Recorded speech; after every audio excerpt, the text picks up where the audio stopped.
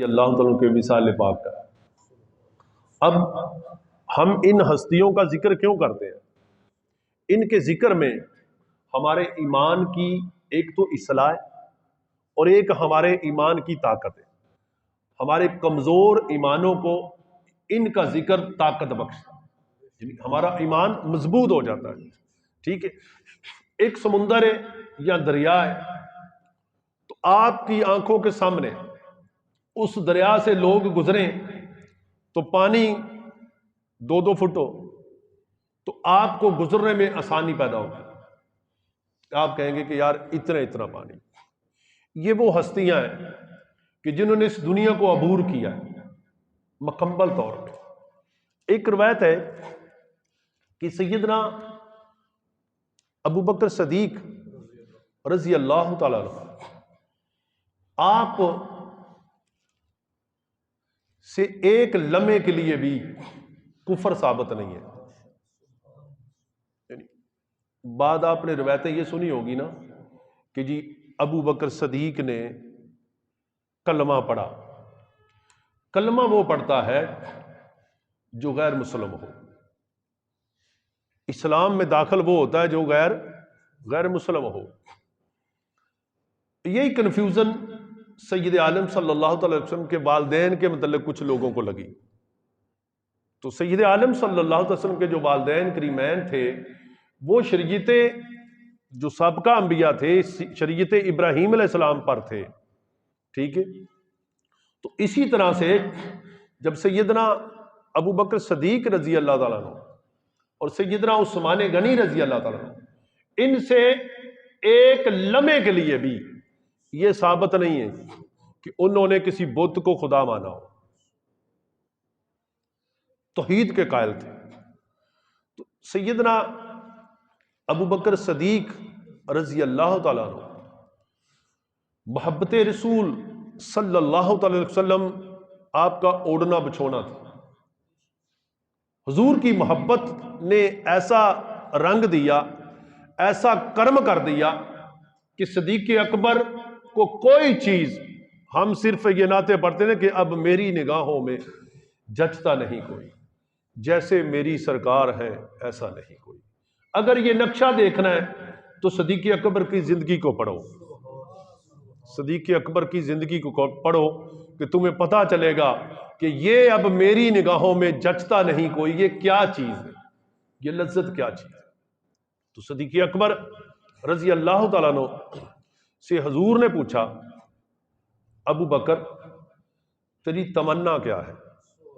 اب دیکھیں تو عرض کیا کیا کہ یا رسول اللہ صلی اللہ تعالی علیہ وسلم، صدیق کی ابو بکر کی یہ تمنا ہے کہ چہرہ مصطفیٰ کا ہو، آنکھ ابو بکر کی ہو۔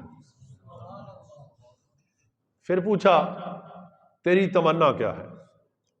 تیری تمنا کیا ہے؟ عرض کیا یا رسول اللہ صلی اللہ تعالی وسلم، مال ابو بکر کا ہو اور خرچ میں سارا کا سارا آپ پہ کر دو۔ ٹھیک ہے، یہ چیز اب دیکھیں، مال، جان، اولاد، کاروبار، وطن، وہ دنیا کی کون سی چیز ہے جو ابو بکر صدیق نے اپنے آقا پہ قربان نہیں کی؟ کوئی چیز لگا لیں، کوئی چیز۔ ہجرت کی رات کا جو واقعہ ہے، 1 سال یا 2 سال کم و بیش پہلے حضور نے ایک دفعہ فرمایا، ابو بکر ایک وقت آئے گا ہمیں مکے سے ہجرت کرنی پڑے گی۔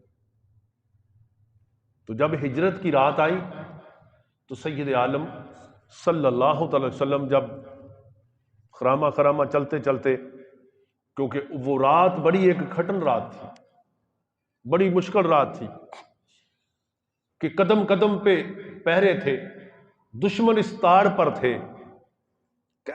یہ سورج، دین کا سورج نا، بڑی ظلمتوں سے نکل کر یہاں تک روشنی لے کر آیا، بڑی ظلمتوں سے نکل کر یہاں تک روشنی آئی، اور بڑی عجیب بات ہے۔ تو مشرکین کا یہ پلان تھا کہ آج رات ہم توبہ نعوذ باللہ ہر طرح سے حضور کو نقصان پہنچائیں گے۔ اب ہجرت کی رات ہے، دشمن قدم قدم پہ، ابو بکر کو بھی یہ پتہ ہے، حضور کو بھی یہ پتہ ہے، کچھ بھی ہو سکتا ہے۔ تو سیدنا رسول اللہ صلی اللہ تعالی علیہ وسلم جب ابو بکر صدیق کے دروازے پہ آئے، کرم فرمایا، دروازے پہ نہیں آئے، کرم فرمایا، ابو بکر پہ یہ کرم فرمایا کہ اپنی ہجرت کی رات، اس رات پہ ابو بکر کا انتخاب فرمایا، ابو بکر کا کو پہ کرم فرمایا۔ تو جب ابو بکر کے، اب ان لفظوں کو میں کیسے بیان کروں، جب حضور نے قدم رنجا فرمایا، یہ بھی یہ ادب کا معاملہ کہ کسی پہ کے دروازے پہ جانا، میں جاؤں کسی کے دروازے پہ جاؤں، یہ اور کچھ بات ہے، لیکن جب حضور آئے تو حضور کرم فرماتے ہیں۔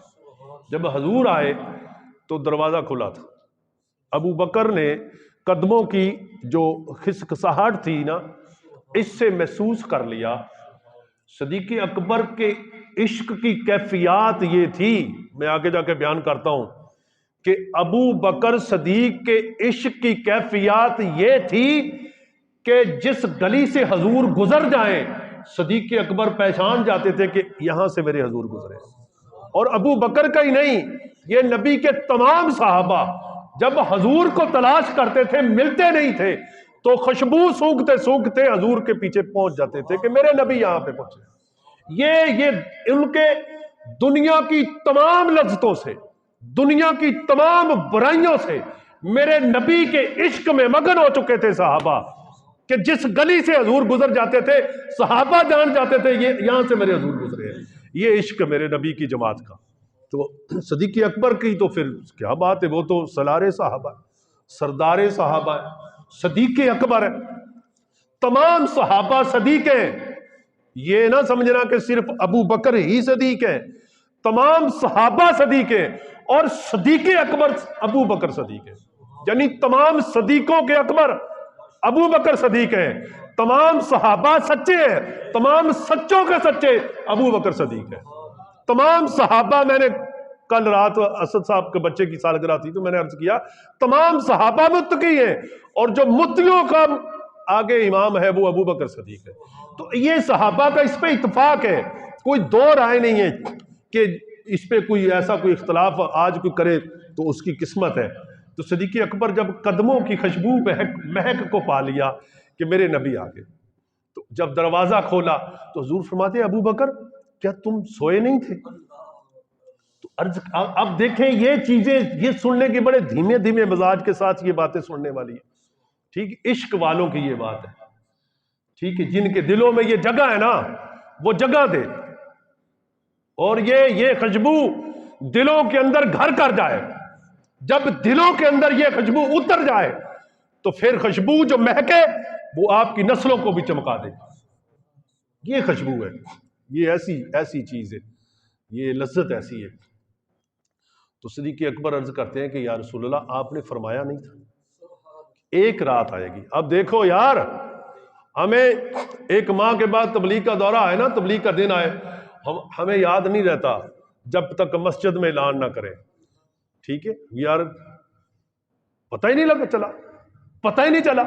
حضور فرماتے ہیں ابو بکر تم سوئے نہیں؟ اب بات بڑی قابل غور ہے، کیونکہ ہم طریقت کے ساتھ وابستہ ہیں، یہ سلسلہ جو عشق کا سلسلہ ہے اس کو سمجھے۔ ابو بکر آپ سوئے نہیں؟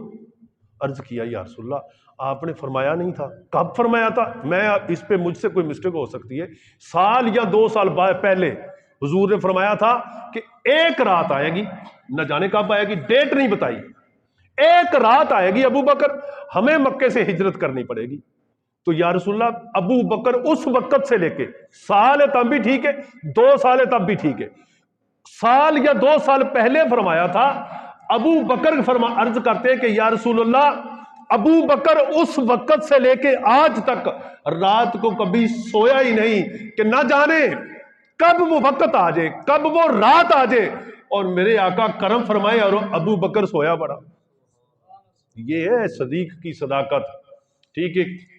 ہم نے مراسیوں کی باتیں سننا شروع کر دی لیکن صدیق کی صداقت کو پتہ ہی نہیں ہے۔ کہ صدیق کی صداقت کیا چیز ہے.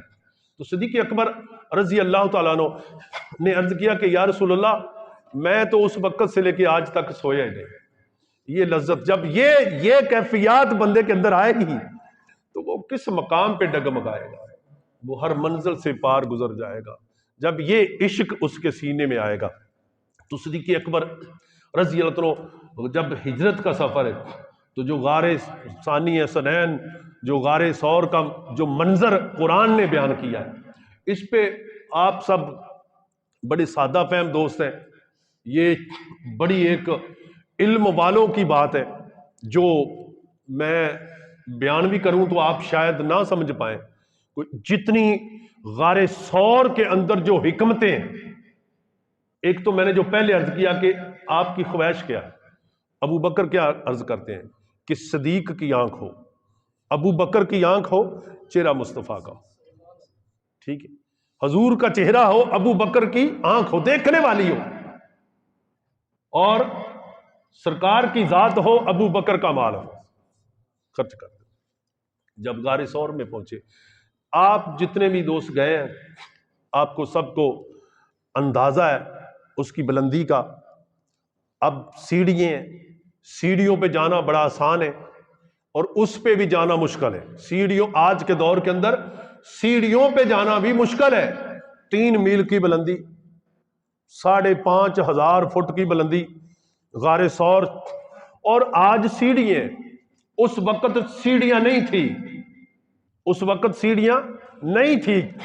جب غار ثور کے نیچے پہنچے, یہ نقشہ آپ لیں, دشمنوں سے گزرے, قدم قدم پہ دشمن. اب اندازہ کریں یار, میرے نبی نے ایسے تو نہیں فرما دیا کہ عمر کی تمام نیکیاں ایک طرف, ابو بکر کی ایک نیکی سب سے افضل. اور وہ نیکی کیسے ملی؟ پھولوں کی سیج پہ ملی. یہ کیسے نیکی ملی یار؟ جب سرکار نیچے پہنچے غار ثور کے, اب ابو بکر کیا عرض کرتے ہیں, یا رسول اللہ کہ آپ, یعنی کہ میں کہ جیسے ایک بندہ تھک جائے, ابو بکر نے یہ ادباً یہ عرض کیا کہ آپ میرے کندھوں پہ آ جائیں.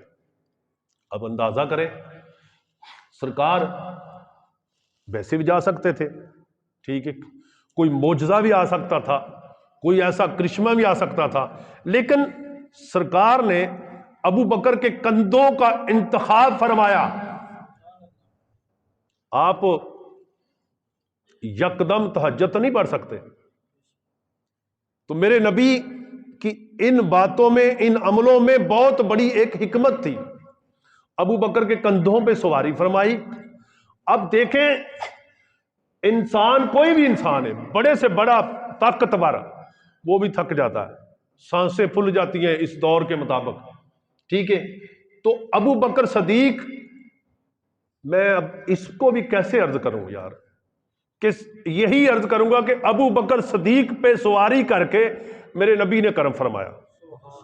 اب ابو بکر صدیق غار ثور پہ جا رہے ہیں, اپنے آقا کو کندھوں پہ اٹھایا ہے, اور اب غار ثور کی طرف, بلندی کی طرف جا رہے ہیں.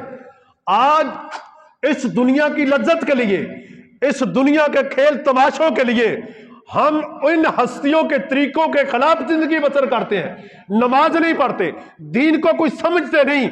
اب دین کی بنیادیں دیکھیں, کس عشق کے ساتھ, کس طاقت کے ساتھ صدیق اکبر جب غار پہ جا رہے ہیں.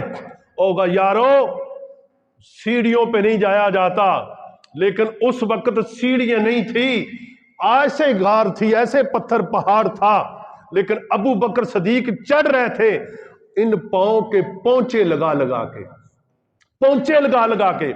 آپ پوچھیں گے پونچے کیوں لگا رہے تھے؟ اس لیے کہ پیچھے دشمن کھرا ناپتے آ رہے تھے, کہ کہیں دشمن پاؤں ثابت قدم لگا تو دشمن پیچھے نہ آ جائے. ابو بکر صدیق, آپ دیکھیں کوئی انسان ایک انسان کو کندھوں پہ اٹھائے, وہ 3 میل کی بلندی کی طرف چڑھے. اب اس کی ایک ہی کیفیات ہے, ایک ہی کیفیات ہے, اس کا عشق لازوال ہو, اس کا عشق سچا ہو, وہ ایمان کی طرف سے ہر طرف سے جس ہستی کے ساتھ وہ چل رہا ہے وہ مخلص ہو اور اس پہ اللہ کا سب سے بڑا کرم ہو، پھر ہی بندہ چلتا ہے۔ ورنہ آپ کسی نے تجربہ کرنا نا، جب میں پہلی مرتبہ گیا غار ثور پہ تو میری طبیعت کوئی مسئلہ تھا، بخار اور طبیعت میں بڑی ویکنس تھی، تو جب میں گیا تو سارے رستے میں اکیلا تھا، تو سارے رستے میں روتا گیا، صرف ایک بات کو اپنے دل و دماغ میں لے کے کہ یار ابو بکر صدیق کیسے آئے ہوں گے، کیسے آئے ہوں گے۔ اب ایک بندہ کندھوں پہ ہے اور 3 میل کی بلندی ہے، اس پہ جانا، جب غار میں پہنچے، اب دیکھیں ادب دیکھیں، جب غار میں پہنچے تو صدیق اکبر عرض کرتے کہ یا رسول اللہ آپ ٹھہرے، پہلے ابو بکر اندر جاتے ہیں، غار کو صاف کرتے ہیں۔ وہ غار کا صفایا کرنا پتہ کیا تھا؟ وہ کفر کا صفایا تھا، صاف کر دو، گندگی کو صاف کر دو، صاف کر دو، صاف کر دیا، اور جتنے سراغ تھے اپنا کپڑا ٹکڑے بنا بنا کے ان سراخوں میں دیا، اور پھر حضور کو عرض کیا کہ حضور آپ تشریف لے کر آئے۔ جب حضور اندر گئے آپ نے آرام فرمانا چاہا۔ یہ بات سنیں، جو بات میں عرض کر رہا تھا، ہم یہ کیا جانے دنیا یار، یہ چیز کیا سمجھے، ہمارے نزدیک ہمیں تو پتہ ہی نہیں ہے کہ یہ چیزیں کیا ہیں۔ صدیق اکبر عرض کرتے ہیں کہ ایک تو روایت یہ ہے کہ ابو بکر کو پیاس لگی، ابو بکر کو پیاس لگی، اور حضور کو عرض کرتے کہ مجھے پیاس لگی۔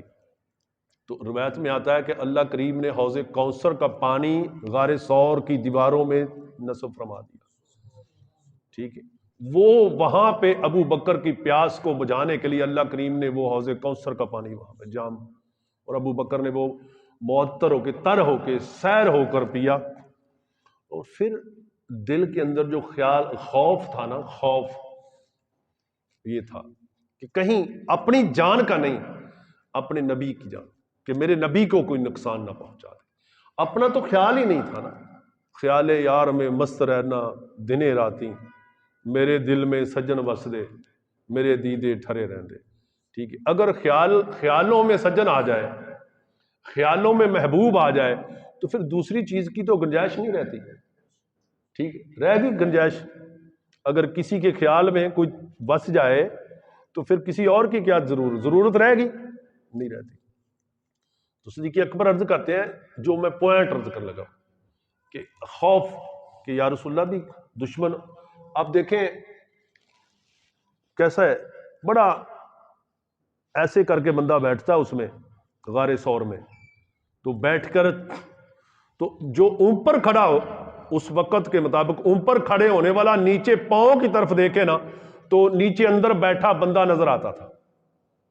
سرکار نے سر انور ابو بکر کی گود میں رکھا، یہ تھی وہ جو پوائنٹ پہلا تھا کہ آپ کی تمنا کیا ہے؟ میری تمنا یہ کہ چہرہ مصطفیٰ کا ہو، ابو بکر کی آنکھ ہو، یہ وہ میری یہاں نگاہوں میں جچتا نہیں کوئی، جیسے میری سرکار ہے ایسا نہیں کوئی۔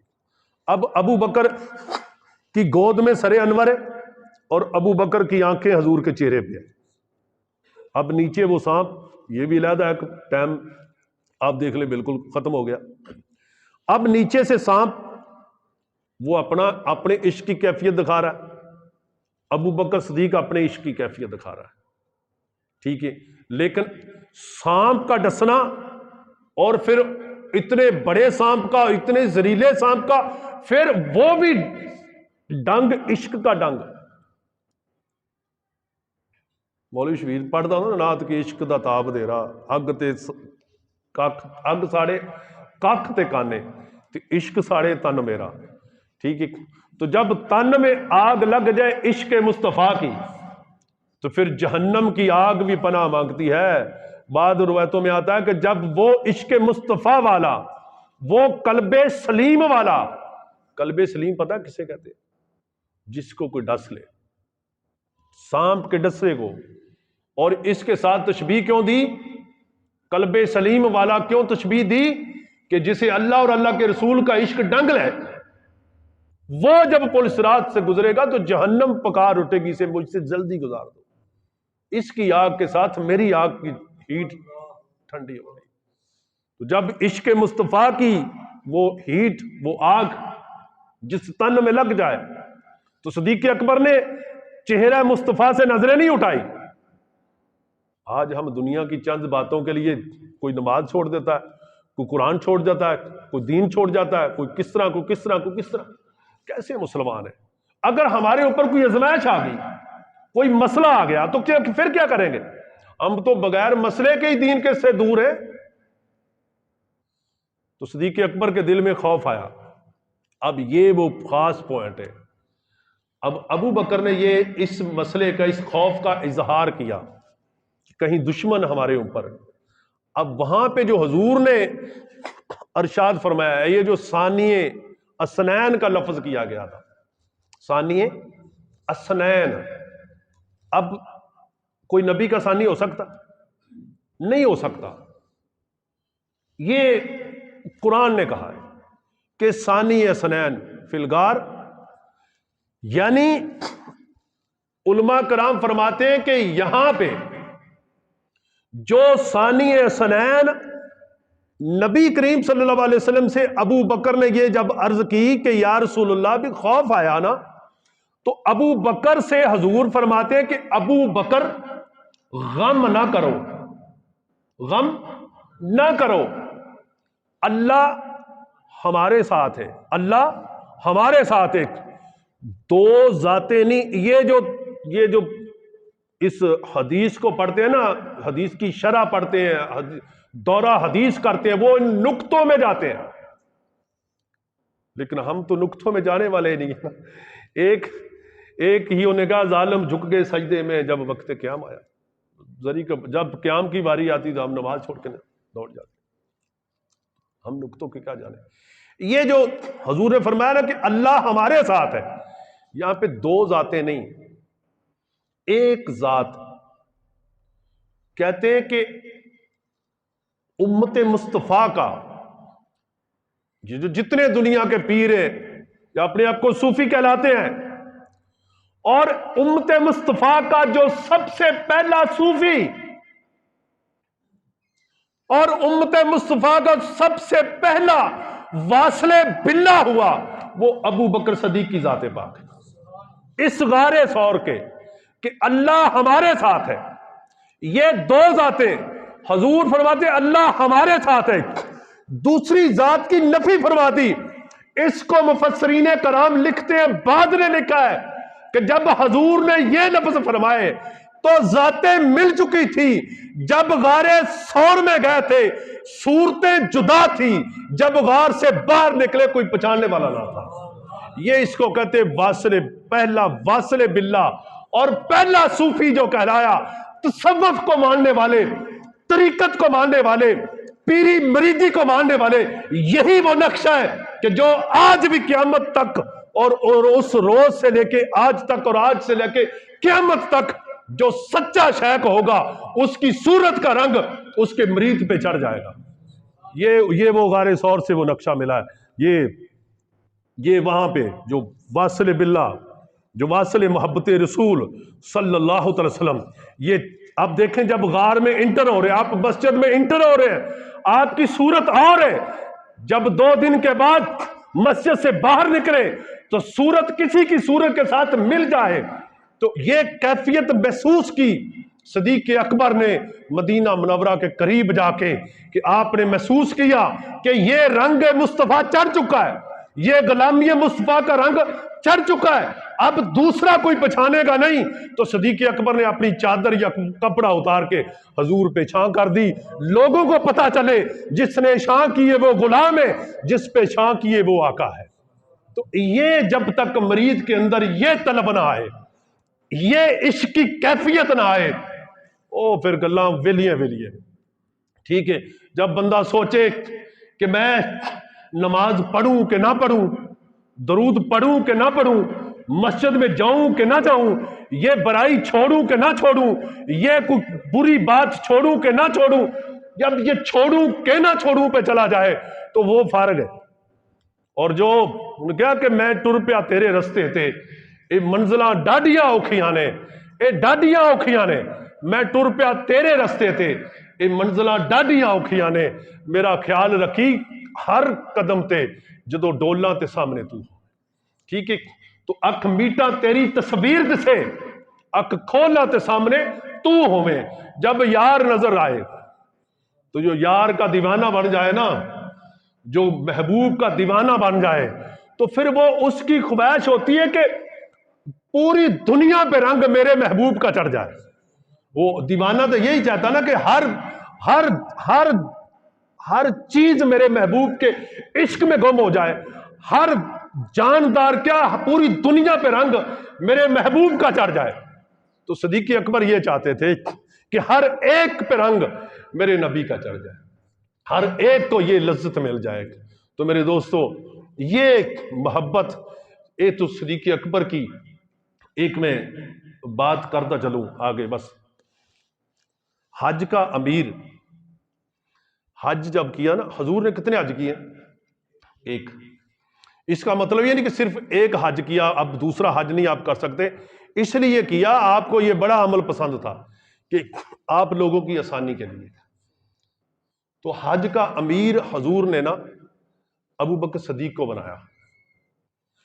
اب دیکھیں، یہ بعد لوگ مولا مشکل کشا شیر خدا سیدنا علی رضی اللہ تعالیٰ کی شان پاک، ابو بکر صدیق کی شان بیان کرنے سے مولا علی کی شان پہ کوئی اٹیک نہیں ہے، توبہ نعوذ باللہ، اور مولا علی کی شان بیان کرنے سے کسی صحابی کی شان پہ کوئی اٹیک نہیں ہے۔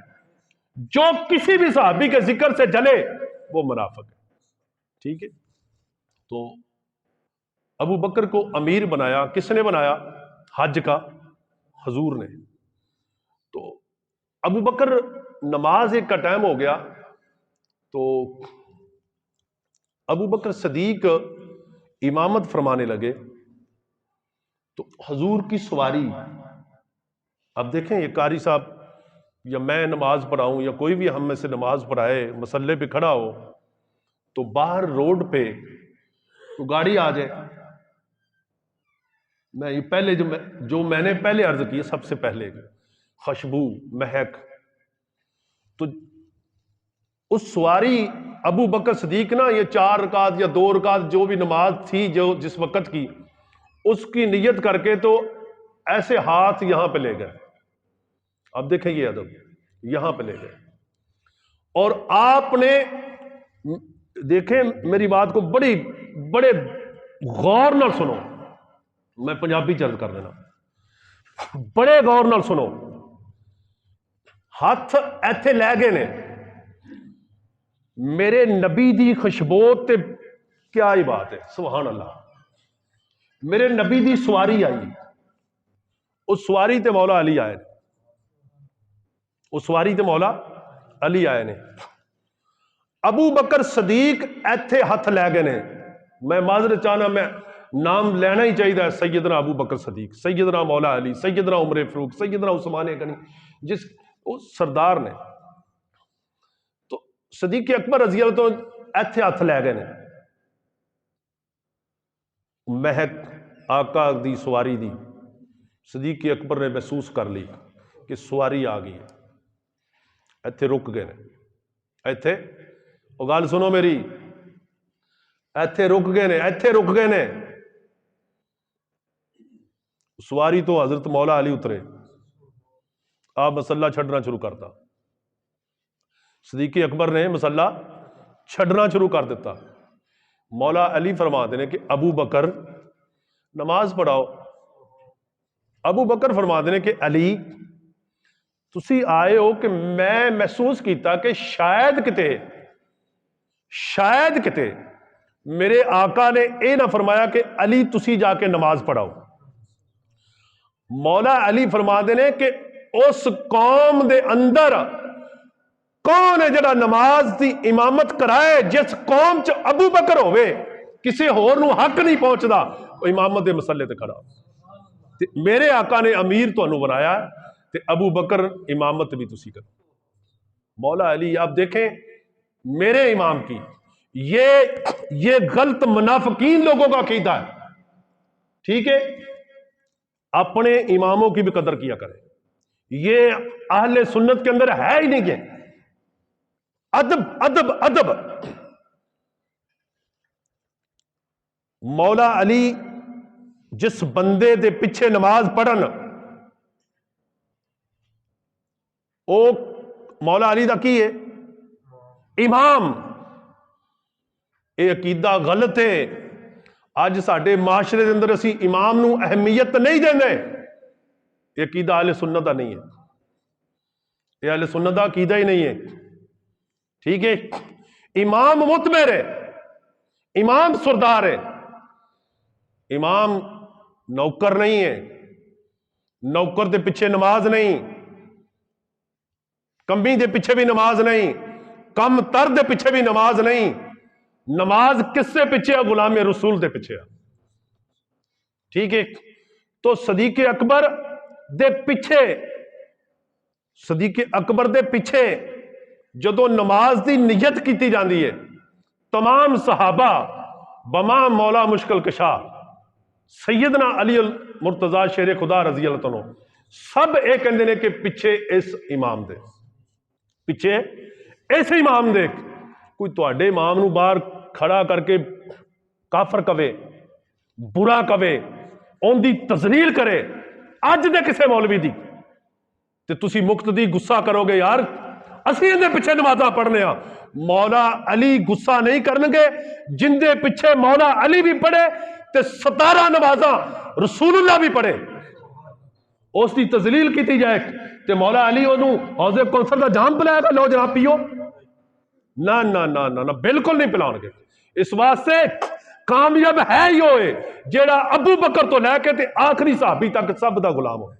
اللہ تعالیٰ سانو سب نو عمل کرنے دی توفیق عطا فرمائے.